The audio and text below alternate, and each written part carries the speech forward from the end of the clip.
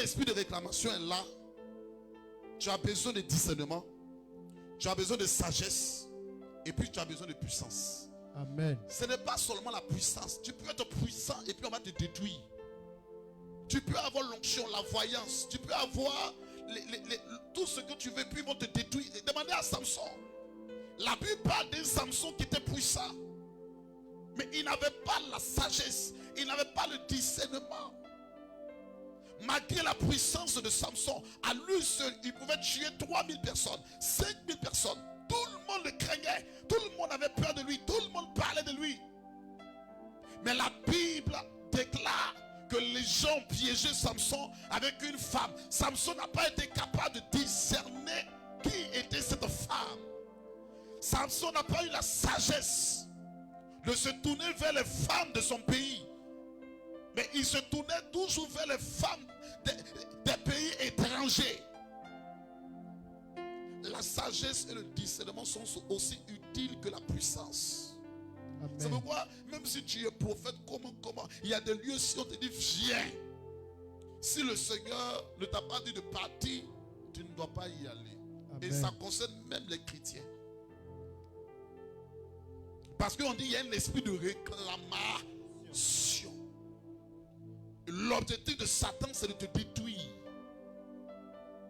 Peu importe ce que tu veux accomplir dans ta vie, peu importe que tu sois pressé d'accomplir quelque chose, il y a un esprit de réclamation qui est là. Alléluia. Amen. Il y a des lieux qu'il faut éviter. Il y a les endroits où il ne faut pas partir. Il y a des couvertures sous lesquelles vous ne devez pas vous placer. Et puis il y a des sagesses. C'est pourquoi souvent vous voyez, vous venez à l'église, et puis il y a des choses que vous observez, vous n'arrivez pas à comprendre.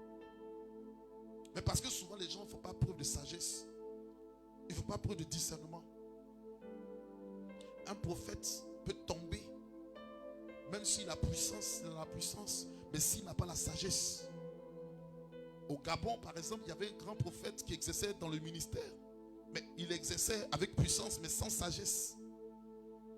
Et dans l'exercice de son ministère, les gens l'ont pris, l'ont jeté en prison.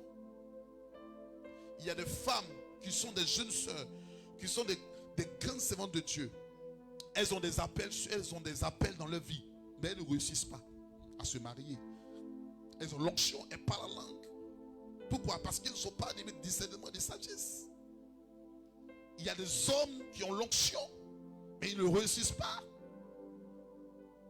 Il y a des gens que Dieu veut bénir, mais ils ne réussissent pas parce qu'ils ne sont pas animés de sagesse et de discernement. L'autel de réclamation t'atteint parce que tu pries, mais tu n'as pas la sagesse. Tu pries, mais tu n'as pas le discernement. Alléluia. Amen. Alléluia. Amen. Moi, j'ai rendu le témoignage dimanche d'une de mes filles qui devait aller au village pour un funérail qui est très important pour elle. Parce que c'était son parent direct qui était décédé. Et le Seigneur me dit, appelle-la, dis-lui de ne pas partir. Je l'ai appelée quand elle est venue, je lui ai dit, l'esprit me dit de te dire de ne pas partir. Elle a pleuré, elle veut partir, elle dit non, ne va pas. Elle a insisté, elle dit non. Et paf. Elle dit, mais les gens m'ont envoyé l'argent, je dois payer des choses pour venir, il faut faire expédier. Et elle est restée. Les gens ont fait le funérail après. Une nuit, elle dort, les gens sont apparus dans sa chambre. Ses tantes. Elle dit, mais on t'a donné au village. On devait t'introniser. Alléluia. Amen. Alléluia. Amen. Alléluia. Amen. Je vais dire à quelqu'un d'agir avec sagesse. Est-ce que vous savez que le diable peut mandater quelqu'un? L'autel de réclamation peut mandater un homme, une femme. Et puis envoyer l'homme ou la femme là vers toi. Pour que la personne soit une occasion de chute et de destruction. C'est pourquoi vous devez être animé de discernement, de sagesse. Si vous voulez pouvoir renverser les autels de réclamation, il faut la puissance, le discernement et la sagesse. Amen.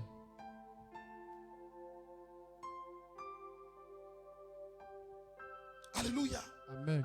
Le discernement, il y a la révélation dedans. Le Seigneur te dévoile ou tu discernes par la révélation. Tu vois l'œuvre du malin. Tu vois la ruse. Tu vois ce que le diable est en train de préparer. Tu vois ça clairement. Tu sais que voici ce que les gens sont en train de préparer contre toi. Voici. Tu vois clairement. Tu vois clairement les projets de Satan. Alléluia. Amen. Amen. Si le Seigneur te montre ce que le diable est en train de faire contre ta vie, ce n'est pas pour que tu aies peur. C'est le discernement, c'est la révélation, c'est la parole de connaissance pour te dévoiler les choses cachées. Mais quand le Seigneur te dévoile les choses cachées, maintenant tu dois te lever dans la prière, dans la puissance. Et puis dans la sagesse, tu dois savoir comment te comporter. Par exemple, quelqu'un dont la mère est dans la sorcellerie ne peut pas s'élever pour aller confronter physiquement sa mère. Il peut la confronter spirituellement, mais pas physiquement. Quelqu'un dont le père est dans la sorcellerie, il ne peut pas s'élever physiquement pour aller confronter son père. Mais il peut le confronter spirituellement. Et beaucoup de personnes ont fait cette erreur d'haïr les parents, de combattre physiquement les parents. C'est ces choses qui nous manquent. Tout ne se résume pas dans la puissance, mais beaucoup de choses, beaucoup de victoires nous viendront de la sagesse et du discernement. Je vous en prie, intérieurement, au plus profond de vous, soyez remplis de l'esprit de sagesse et de discernement. Amen. À l'extérieur, soyez remplis de puissance. Amen. Alléluia. Amen. Ne méprisez pas même l'ennemi et l'adversaire. Vous ne devez pas le mépriser. J'ai parlé des racines des autels pendant un mois. Comment des autels qui sont bâtis dans le spirituel, que vous renversez par la prière, vous résistent.